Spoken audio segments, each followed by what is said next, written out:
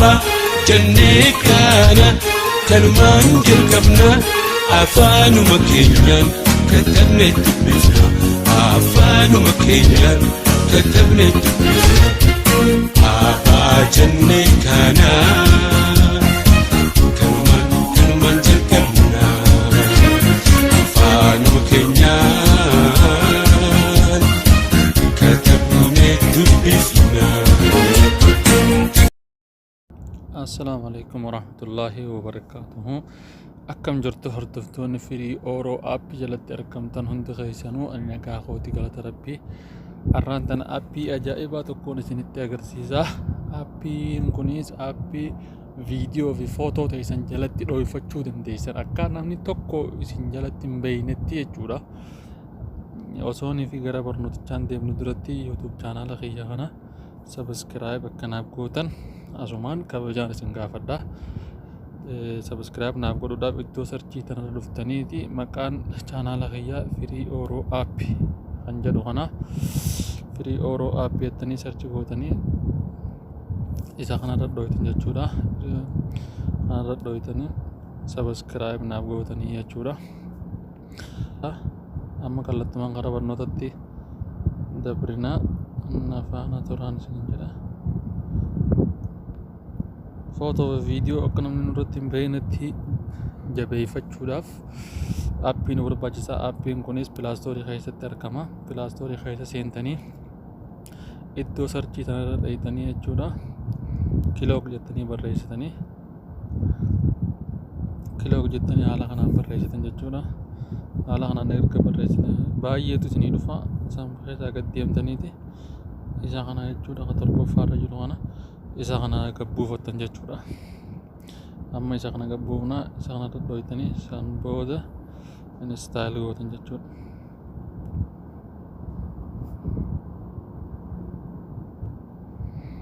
Amma install ta'u jira. Opsaan eeggannaa hanga inni gannuuf bu'u jechuudha. Deemaa jira.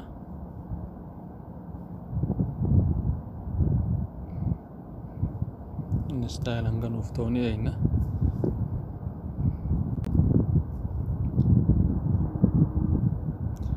Inni style nuuf ta'ee jira. Amma yoo feetan asiin open jettanii seentanii yoo feetan keessaa baataniiti gara aappiitiin dhayitanii jechuu isa kana keessa seentanii jechuudha. Ammaan tana irratti dhooytanii sa'aatii fakkaataa sa'aatuma malee namni isin shakku hin jiru jechuudha. Erga kanatti isinii fide booda allow jettanii asirratti hayyama kennitaniif allow ammallee allow ammaan tan erga kana isinii fide booda asirratti dhooytanii jechuudha. Asirratti dhooytanii san booda akkanatti harkifni jechuu akka inni quba kana inni gartan jeetii jedha. Quba kanaan akkanatti hanga feetan irra geeffamu kun koodiidha. Bakka feetan irra geeffachuu dandeessan jechuudha. Anuma fakkeenyaaf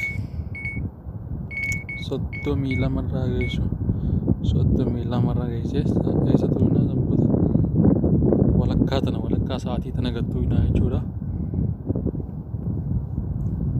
Yeroo takkaa gudee gattuudha. Ammaas deebineetuma 32 tan irra geessina yeroo lama jechuudha.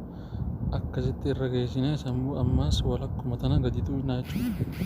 Walakkaa tana erga gadi tuuyne booda amma nu dabarsee jira.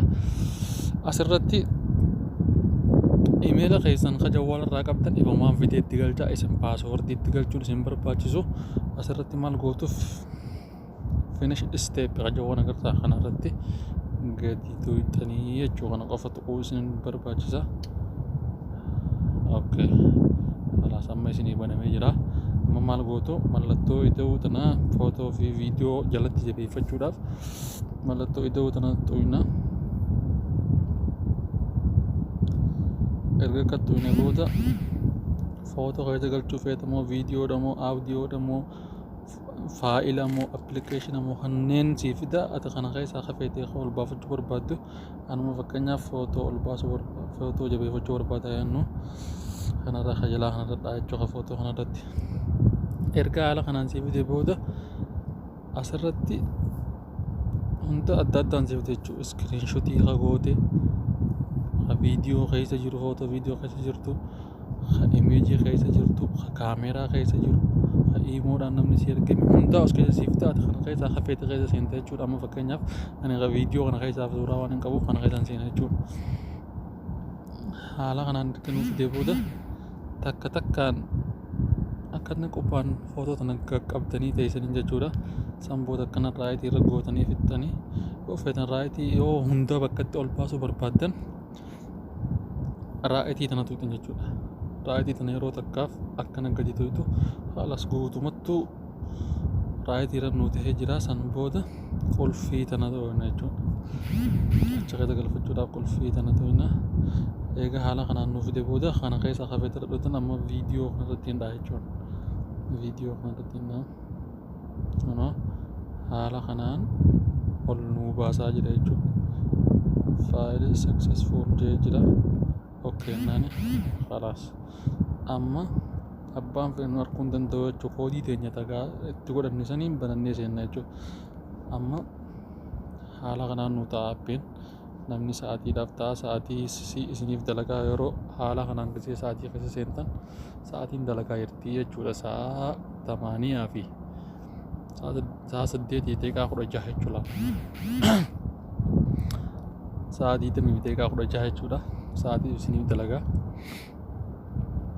Haala kanaan amma maal akkam banattanii ammas yoo banachuu barbaaddan walakkuma tana yeroo takkaaf gattuutanii walakkaa tana yeroo akkana gattuutan sa'aatii 12 irratti isiniif deebi'a. San booda qubaan harkiftanii 32 san irra geeffattanii san booda walakkaa tana qofa gattuquudha. Halaas isiniif banames keessa laallatan jechuu suuraa teessan kana. Barnoonni keenya kanarraa kana fakkaataa. Waan isiniin galle yoo jiraate komentii jalatti naaf barreysaa. Jajjabeessaa, sabiskiraayib, laayik godhuu hin dagatinaa. Galatoomna.